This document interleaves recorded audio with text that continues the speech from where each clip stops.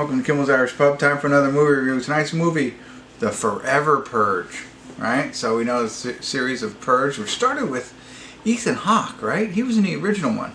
Great concept. They're kind of overdoing it. They even have a TV show about The Purge, right? Well, this evidently is, instead of ending at whatever time, daybreak or whatever it normally ends, people decide The Purge should last forever, and that's what this movie is about. 5.5 on IMDb, 7,000 people have rated it. Josh Lucas is in it. Who's Josh Lucas? Did you ever hear of Home Depot? He's the voice of Home Depot every time. I love that guy's voice. Great job, Josh. But he'll be in this, so, you know, that's cool. And it is an hour and 43 minutes long, so hopefully it's decent. I don't know. Let me get into it, find out what it's about, give you a better idea, and let you know what I think, like I always do. Stick around. I'll be back.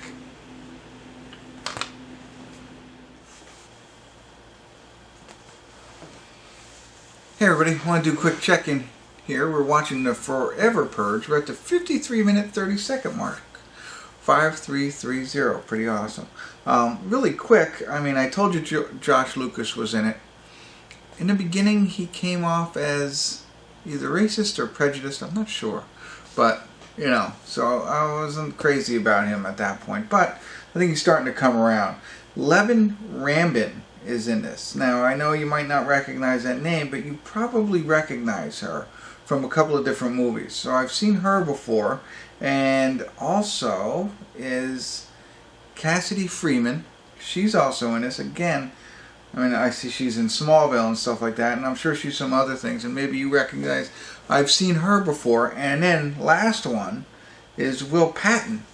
Will Patton from Armageddon.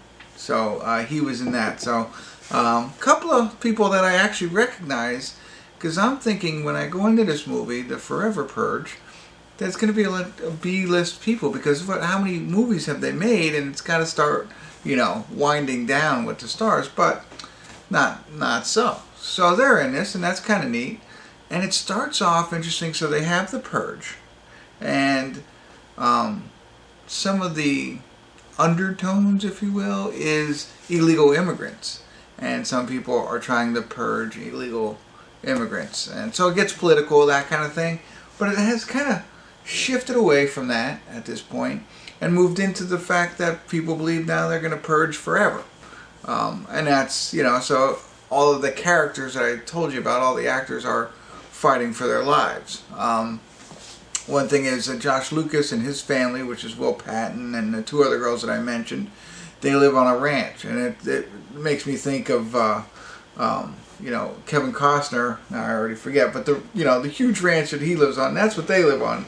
It's a huge, beautiful ranch, and you know, steel doors coming down and stuff like that. It's like, do all ranchers make that much money, or is it just the ones I see on TV? But I was like pretty jealous about that. But of course they have all of the modern technology to keep them safe. But what happens after the purge is over and everybody thinks, okay, it's time to go back to normal everyday life, and people are continuing forward with the purge. You know, that technology doesn't help them, and so they're all fighting for their life. So there you go. But they have a beautiful ranch, or did, or whatever. So that's what it is. So, you know, now everybody's trying to survive, and we'll see what happens. How does it all end? Does everybody, you know, live? That kind of stuff. But you probably thought that's what it was going to be about, but now you know. So let me get back into it here. I do like having all of these actors and actresses in it, and you know, it's an okay storyline. You know, but we'll see where it goes. Could throw some twists and turns in there to make it a little bit more not so predictable. I'll be back.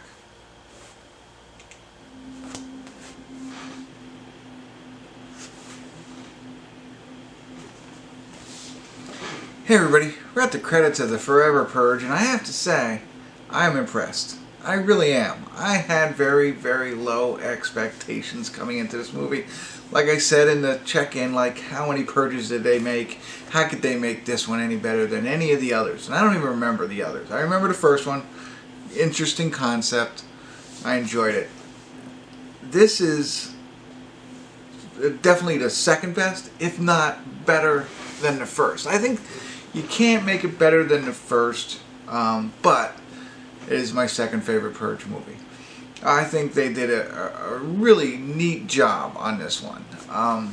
And it's funny, I had some things to say about Josh Lucas's character, and that has changed.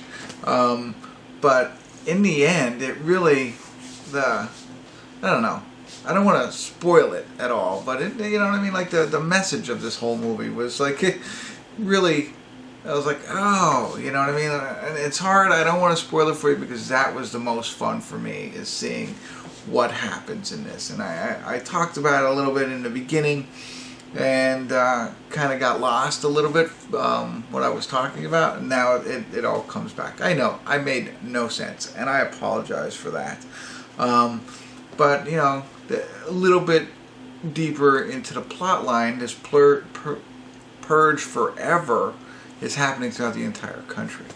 You know, not just, they were in Texas, maybe El Paso. They were in El Paso for a little bit, but it was really in Texas where a lot of it happened because, you know, people crossing the border into there. But in the end, I can't go into any greater detail. I'm sure this is probably a very political movie, you know. I'm sure there's undertones of right-wing, left-wing, I don't know, all that stuff that I don't get involved in at all. So I am lost, and I'm also sure that some people will probably not like it because of that. There is no politicians in it or anything like that, but I'm thinking that, you know, people who are very interested in that type of controversy will either like this or not like it, depending on their views. I don't know.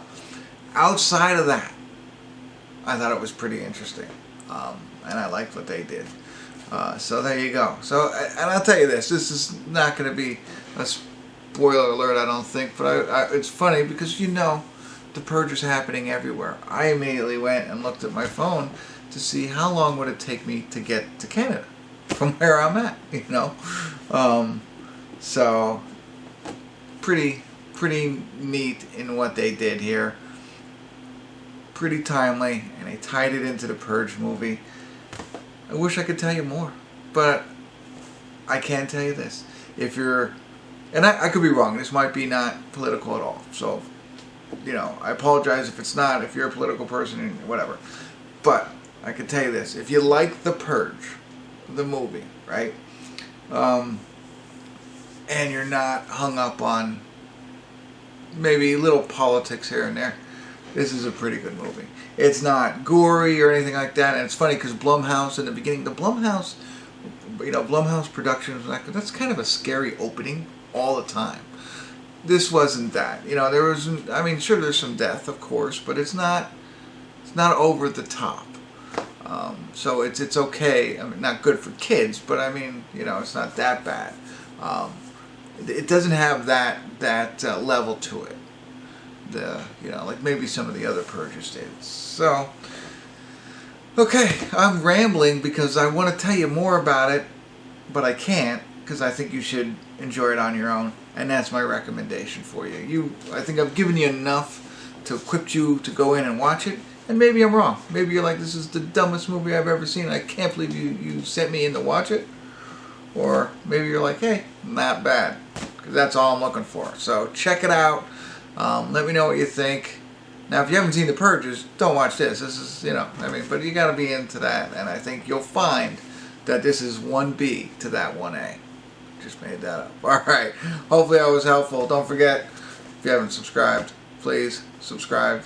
But that's it. I'll let you go. Thanks for tuning in. Kimmel's Irish Pub.